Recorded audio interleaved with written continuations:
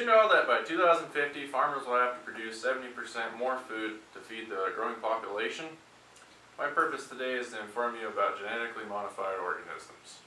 Growing up and working in the agriculture world, I see trends of good years and bad years. Sometimes we have a shortage here in the U.S. of food, and sometimes we have a surplus. With the growing population, the demand and increase for food will only grow with it. After today, you will be aware of some possible solutions for the world hunger problem.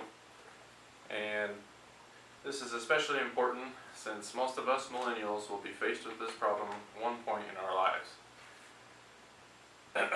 First, I'll begin to explain what GMOs are, some benefits of GMOs, and the cons of GMOs.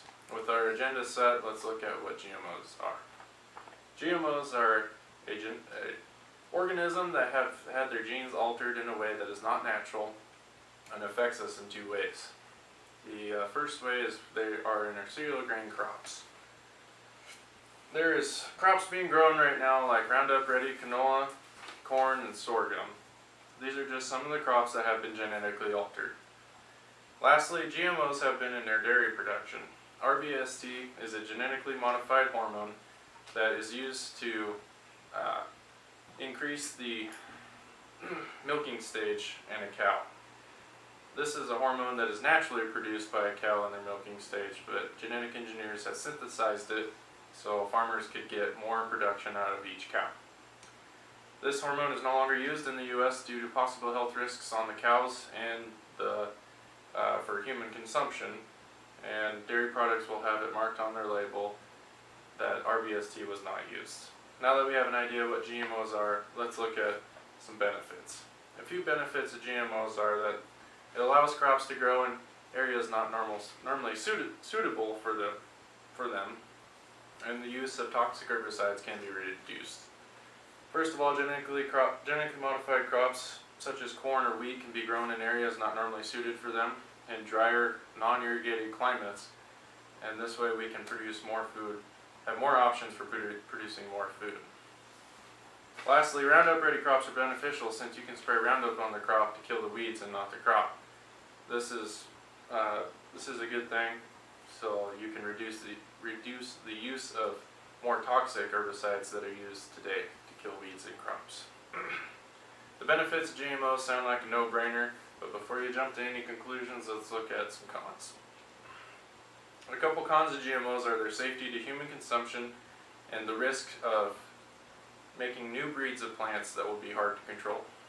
First, the main issue with GMOs is if they are safe for human consumption. Some GMOs are controversial on whether they cause cancer or other diseases, like the RBST in dairy products. Although it has never been confirmed whether RBST causes cancer or health problems, people are skeptical about it. Research is being done every day to figure out whether or not certain GMOs are bad for people or the environment. Lastly, the concern of new breeds of plants becoming out of control is a concern. For example, if a wheat plant naturally crosses with a rye plant, they'll have a new breed of a noxious weed that you can't control with one of the most common herbicides on the market.